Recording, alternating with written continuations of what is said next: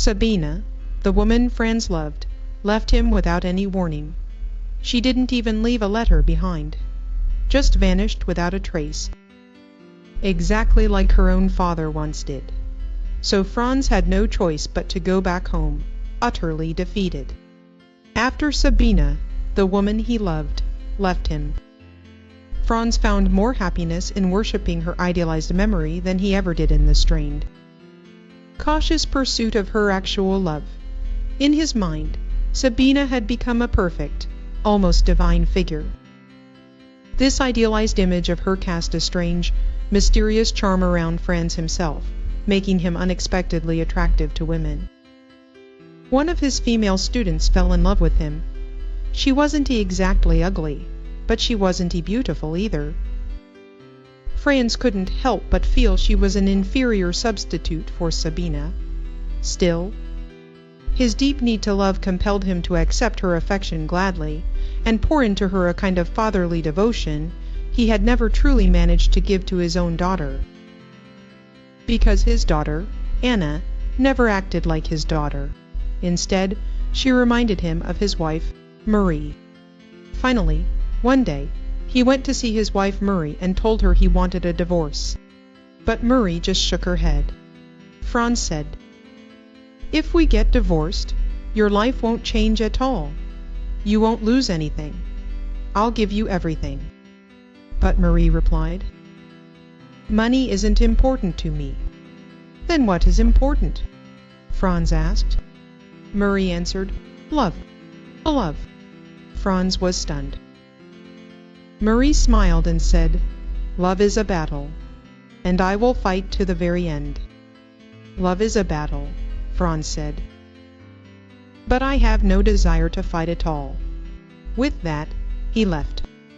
He spent the best years of his life with Sabina. He was happy to remain loyal to her. When he published a paper in an academic journal, his student was always the first to read it and wanted to discuss it with him.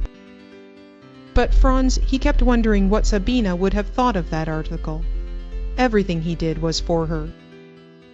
And whenever he acted, he did it the way he imagined Sabina would have liked. His devotion to her became something closer to religion than love. This love of his made the student tremble with happiness. Franz would bend down, the young girl would jump onto his back, and he would run across the grass with her. Loudly reciting a German children's poem his mother had taught him when he was little. The girl giggled, wrapped her arms around his neck, and adored his strong shoulders and his booming voice. So they started to protest. It took a huge effort and a lot of trouble just to find an interpreter so the meeting could finally continue. An American actress stepped up to the podium, and her appearance brought the whole event to a climax. Another group of photographers with cameras rushed into the hall to take pictures of her.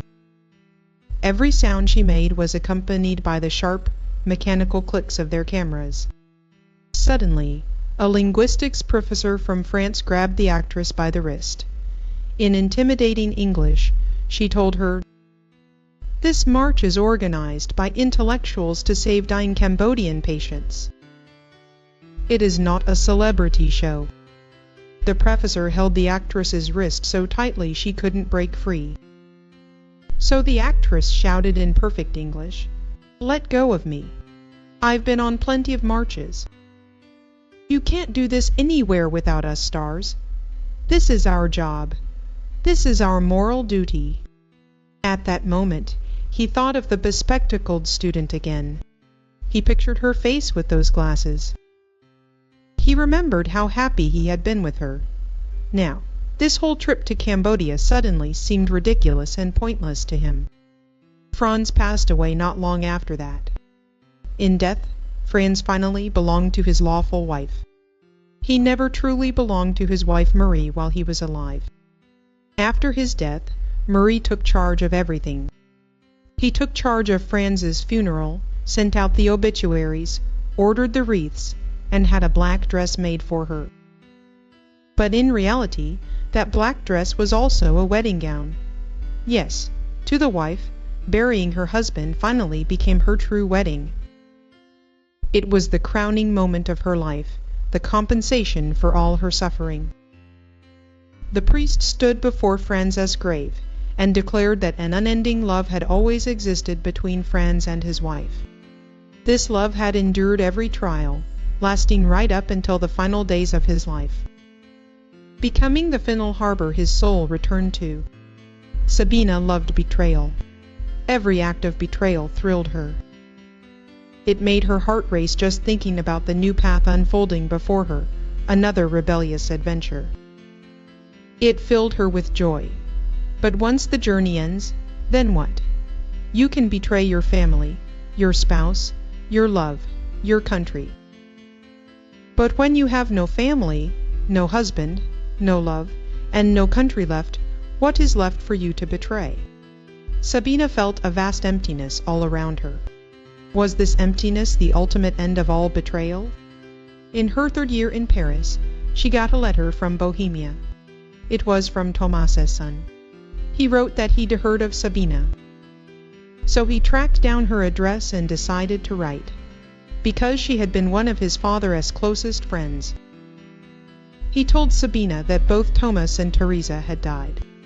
According to the letter, they spent their final years in a small village. Thomas worked there as a truck driver. One day, while Thomas was driving through the winding mountain roads, his truck plunged into a deep ravine. When they finally found his body, it was completely shattered. Reading this, Sabina thought of Teresa and Thomas all over again. The letter mentioned that they often went to a nearby town together and stayed overnight in a hotel there. That detail really got to her. It proved they were happy. After receiving this letter, she couldn't calm down. The last connection to her past had been broken. Following her old habit, Sabina felt like taking a walk through a cemetery to calm herself down. Because cemeteries had always been her favorite places. He had told Franz about this before. When he told Franz how often he walked through cemeteries, Franz had felt sick to his stomach, and described the cemetery as a garbage dump for dead bodies and piles of rubble. That opened up a rift between them that day, a complete failure to understand each other. All day long, Sabina couldn't stop thinking about those stone slabs in the cemetery. Why did these stone slabs suddenly fill her with such dread? She came up with an answer for herself. If a grave is sealed with a stone, the king will be trapped inside, unable to ever emerge.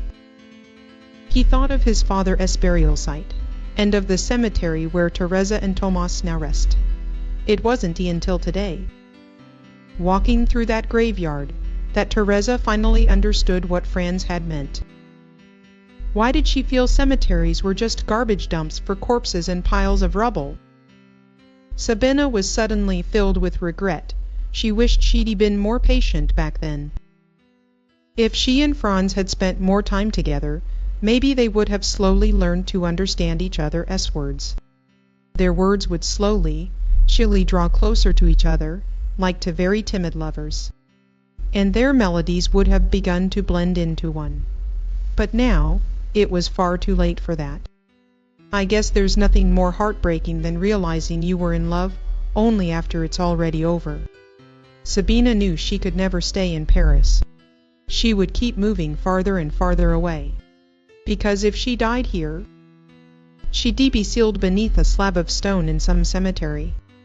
For a woman who never stops moving, the thought of being trapped forever, unable to walk any further, is completely unbearable.